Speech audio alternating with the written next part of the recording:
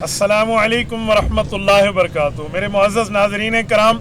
آج 14 اکتوبر 2025 ہے۔ مفکر اسلام حضرت مولانا مفتی محمود نور اللہ مرکزہ کو 14 اکتوبر 1980 سے آج 14 اکتوبر 2025 پورے 45 سال ہو گئے ہیں دنیا سے گزرے ہوئے، لیکن آج بھی ان کا جذبہ، ان کا پیغام، ان کا مشن اور ان کا دیا ہوا ہمیں کاز، ہم الحمدللہ اسی پر قائم ہیں۔ ہماری خوش قسمتی ہمارے پیج کے، ہمارے چینل کے جتنے ناظرین ہیں، جتنے ملینز آف پیپل ہیں، سب کی خوش قسمتی کہ حضرت مفتی محمود نور اللہ مرکزہ کے فرزند ارجمند انجینئر ضیاء الرحمان صاحب، جو مرکزی کوارڈینیٹر ہیں ڈیجیٹل میڈیا جمعیت علماء اسلام کے، ہمارے ساتھ تشریف فرما ہیں۔ اور میں انجینئر صاحب سے اس بات میں گزارش کروں گا کہ ہمارے ناظرین سے گفتگو بھی فرمائیں، اور 2 دن بعد 16 اکتوبر 2025 بروز جمعرات کو ڈیرہ اسماعیل خان کی سرزمین پر مفتی محمود کانفرنس ہونے لگی ہے، اس کے حوالے سے آپ کو دعوت بھی دیں، اور حضرت مفتی صاحب رحمۃ اللہ تعالیٰ علیہ کے حوالے کے لیے اور اس پروگرام کے لیے، اس شہر کے لیے جتنا بیک گراؤنڈ مناسب ہو، حضرت آپ سے مخاطب ہوتے ہیں۔ جناب انجینئر ضیاء الرحمان صاحب۔ بسم اللہ الرحمن الرحیم۔ میں بہت شکر گزار ہوں میرے برادر محترم حضرت مولانا مفتی عبدالواحد قریشی صاحب کا، ان کی پوری ٹیم کا، ان کے چینل کا، کہ آج مجھے 14 اکتوبر کو حضرت مفتی صاحب کی وفات کے دن کے مناسبت سے یہاں پر مجھے اعزاز بخشا کہ میں مفتی صاحب کے حوالے سے کوئی بات کروں۔ جیسا آپ سب کو معلوم ہے کہ حضرت مفتی صاحب کا جو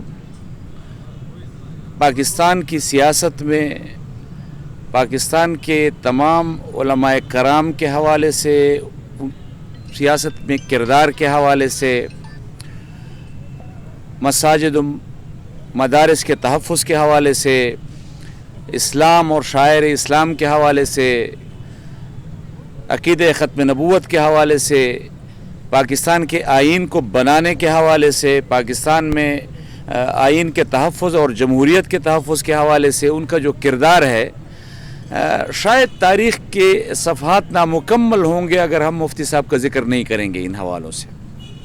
آج چونکہ 14 اکتوبر ہے اور 14 اکتوبر ان کی وفات کا دن ہے، اور ہم یہاں آج ڈیرہ اسماعیل خان میں بیٹھے ہوئے ہیں۔ پرسوں 16 اکتوبر کو یہاں ان کی یاد میں ایک کانفرنس منعقد ہو رہی ہے، تو میں آپ کی وساطت سے پوری قوم کو یہ بتانا چاہتا ہوں کہ یہ فقط 16 اکتوبر کو حضرت مفتی صاحب کی یاد میں ایک اجتماع نہیں ہے کہ ہم ایک برسی منا رہے ہیں، ان کی یاد کو منا رہے ہیں۔ یہ ایک تجدید عہد کا دن ہے۔ ہم ایک اس عہد کی تجدید کرتے ہیں جو مشن ہمارے لیے حضرت مفتی صاحب نے چھوڑا ہے، جو پیغام ہمارے لیے مفتی صاحب نے چھوڑا ہے۔ ہم اس پیغام کو لے کر، اس مشن کو لے کر، اس وراثت کو لے کر میدان میں ہیں، اور آج بھی ہم پاکستان میں آئین کے تحفظ کے حوالے سے، جمہوریت کے تحفظ کے حوالے سے، اسلام کی تحفظ کے حوالے سے، شاعر اسلام کے تحفظ کے حوالے سے، پاکستان میں عقیدہ ختم نبوت کے تحفظ کے حوالے سے، پاکستان میں توہین رسالت کے قوانین کے تحفظ کے حوالے سے، یہ جو مشن ہم لے کر جمعیت علماء اسلام کے کارکن اور اس کی قیادت چل رہی ہے، یہ وہ مشن ہے جو حضرت مفتی صاحب نے ہمیں حوالے کیا ہے۔ آپ دیکھیں، پاکستان کئی آئین بنے، سن 56 کا آئین بنا، سن 62 کا آئین بنا، لیکن چل نہیں سکے، کیونکہ پاکستان کی تمام قومیتوں کی، تمام لسانیتوں کے، تمام صوبوں کے حقوق کا وہ تحفظ نہیں کر پا رہے تھے وہ آئین۔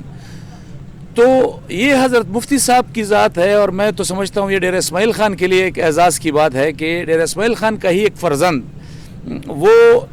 قومی اسمبلی کے فلور پر نمائندہ بن کر جب گئے، تو جو پاکستان کی قومیتوں کے درمیان زبان کی بنیاد پر، قوم کی بنیاد پر، لسانیت کی بنیاد پر جو ایک تفریق تھی، اس کو ایک آئین کی لڑی میں اگر پرویا ہے، تو وہ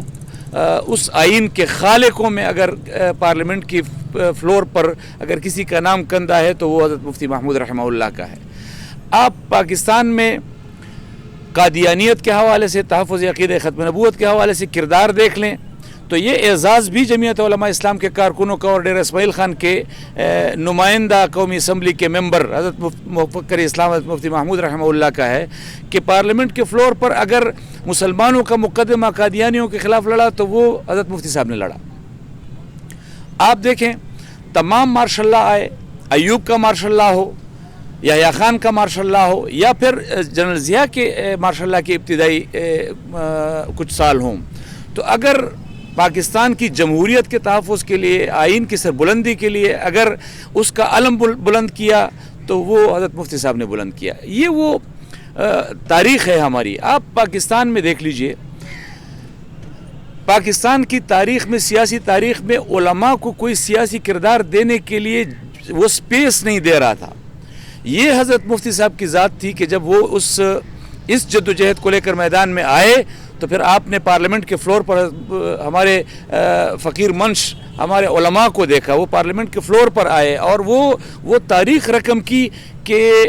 سیاسی دنیا کے لوگ جو ہیں وہ ابھی تک ورطہ حیرت میں ہیں، مبتلا ہیں کہ جی یہ کس قسم کے لوگ آئے اور انہوں نے کس انداز سے پاکستان کی پارلیمانی تاریخ کو بھی اور سیاسی تاریخ کو بھی مسخر کیا۔ تو آج ہم اگر حضرت مفتی صاحب کی یاد میں یہ کانفرنس کر رہے ہیں تو اس روشن تاریخ کے ساتھ کر رہے ہیں، ان روشن مثالوں کے ساتھ کر رہے ہیں، اور وہ ایسی مثالیں نہیں ہیں۔ آپ دیکھیں پاکستان کی تاریخ میں اگر کسی نے سیاسی طور پر اپنے معاہد کے لیے کرسی کو قربان کیا تو وہ جمعیت علماء اسلام کے قائد حضرت مفکر اسلام حضرت مفتی محمود رحمہ اللہ تھے۔ تو وہ جو سیاست کا بانک پن تھا، وہ جو سیاست کا عروج تھا، تو ہم اس عروج کو، اس بانک پن کو، اس میراث کو، اس علم کو لے کر جا رہے ہیں، اور ابھی بھی میدان میں کھڑے ہیں۔ ہمارے قائد حضرت مولانا فضل الرحمان صاحب کی قیادت میں ہم عقیدہ ختم نبوت کے لیے بھی میدان میں کھڑے ہیں، ہم توہین رسالت کے قوانین کے تحفظ کے لیے بھی میدان میں کھڑے ہیں، ہم شاعر اسلام کے تحفظ کے لیے بھی میدان میں کھڑے ہیں، ہم آئین کے اسلامی دفعات کے تحفظ کے لیے بھی میدان میں کھڑے ہیں، ہم مساجد و مدارس کے تحفظ کے لیے بھی میدان میں کھڑے ہیں، ہم پاکستان کے مسلمانوں کے عقیدہ اور اس کے نظریے اور ان کی داڑھی، ان کی پگڑی کے تحفظ کے لیے بھی میدان میں کھڑے ہیں۔ یہ وہ روشن تاریخ ہے جو حضرت مفتی صاحب نے جمعیت کے کارکنوں اور ان کی قیادت کے حوالے کی ہے، اور بڑے بانک پن کے ساتھ جو ہے یہ چیز ہمارے حوالے ہوئی ہے۔ میں تو